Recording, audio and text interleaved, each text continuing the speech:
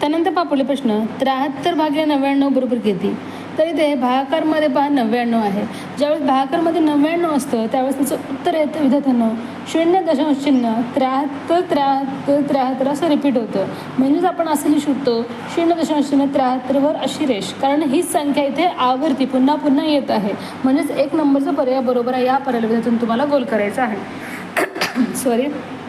त्यानंतर संख्या रेषेचे निरीक्षण करून पी कोणती संख्या दर्शवते ते पर्याय निवडा म्हणलेले. मग इथे पहा पी या ठिकाणी दिलेले आहे. मग ही संख्या कोणती दर्शवते हे आपल्याला सांगायचं आहे. मग 0 पासून पहा 1 2 3 4 5 6 7 7व्या स्थान आहे. मग इथे पहा 0 नंतर 1 2 आणि हे 3 आहे. म्हणजे 3 इथे भाग केलेले आहेत. म्हणजे 7/3 ही संख्या ती दर्शवते. म्हणजे 1 पर्यंत आपल्याला काउंट करायचं. त्यानंतर पहा 1 2 3 2 दिलेले, 1 2 3 इथे 3 दिलेले. म्हणजे 2 नंबरचा पर्याय बरोबर असणार आहे. या पर्यायाला विद्यार्थ्यांनी तुम्हाला गोल करायचं आहे. आणि 0च्या हे उजव्या स्थानाला आहे. म्हणजेच ते काय असणार आहे? धनसंख्या असणार आहे. 2 नंबरचा पर्याय बरोबर आहे. त्यानंतर या सर्व संख्यांना खालील पर्यायापैकी कोणत्या संख्याच्या विभाजनाच्या कसोट्या लागू पडतील?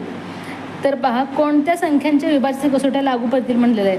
मग पहा ही सम आहे, सम आहे, सम आहे, सम आहे. म्हणजे 2नी या सर्व संख्यांना भाग जाणार आहे. 3 भाग जाता का हे पाहण्यासाठी आपल्याला 3च्या कसोटीचा वापर करावा लागणार आहे. मग पहा 3च्या कसोटीमध्ये आपल्याला दिलेल्या संख्येतील अंकांची बेरीज करायची असते.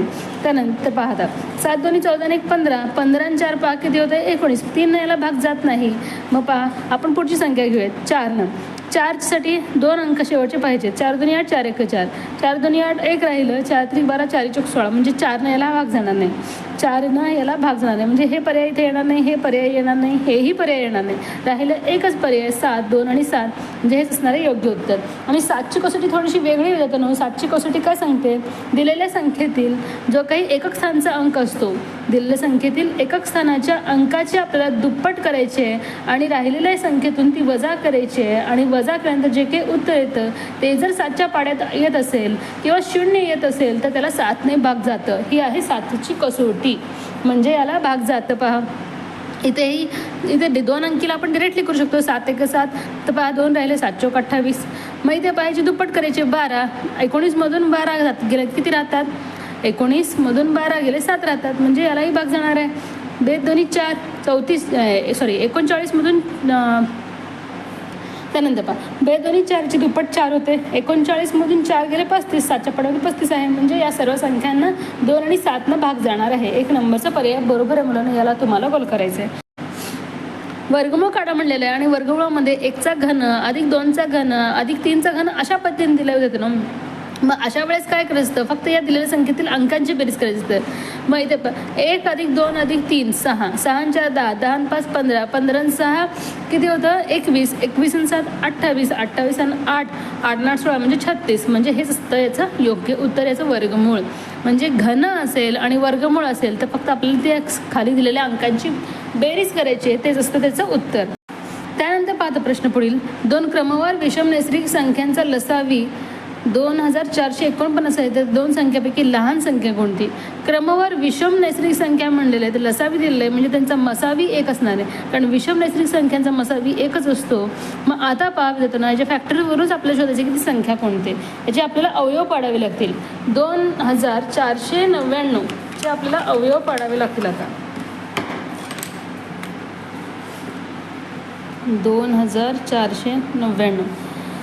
तर काही वेळेस आपल्याला असे अवयव पाडूनच उत्तर शोधावे लागतात विद्यार्थ्यांनो.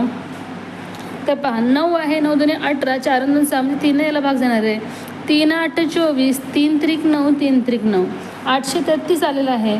मग आता पहा विद्यार्थ्यांनो याला कशाने भाग जाईल? तर याला 2नी भाग जाणार नाही, 3 नाही, 4 नाही, 5 नाही, 6 नाही, 7 नाही भाग जाणार. 7 3 2 6 पहा इथे 7 नाही याला भाग जाणार नाही. 7 1 7 पहा इथे 7 9 याला भाग जाणार नाही. 7 9 63. त्याचा पहा 3 आहे. मग पाहायला 1 जाणार नाही भाग, 2 नाही विषम आहे म्हणून 3 याला भाग जाणार नाही. 3 आणि 3 8 आणि 6 14 होत्या. 4 जाणार नाही, 5 नाही, 6 नाही, 7 7 याला भाग होतं का?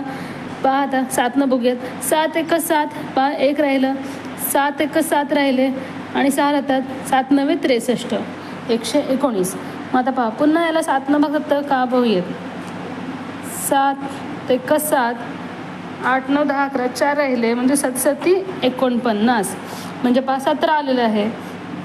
मग आता विद्यार्थ्यांना आपल्याला अवयवमधूनच आपल्याला शोधायचं आहे. 7 7 49 आणि अशा आपल्याला शोधायचं आहे 49, 50, 51, 17 त्रिक 51 म्हणजे पहा हे आहेत क्रमवार विषम नैसर्गिक संख्या. 49, 50, 51 हे आहेत क्रमवार विषम नैसर्गिक संख्या आणि लहान संख्या 49 आहे म्हणजे 2 नंबरचा पर्याय बरोबर आहे. याला तुम्हाला गोल करायचा आहे. अशा पद्धतीनं काही प्रश्नामध्ये आपला विचार विनिमय करून फॅक्टर्स पाडून आपल्याला शोधायचे विद्यार्थ्यांनो. आणि प्रत्येक प्रश्न हा सारखा नसतो म्हणून आपल्याला जास्तीत सराव करणं खूप आवश्यक आहे. आय होप की तुम्हाला हा व्हिडिओ आवडला असणार आहे.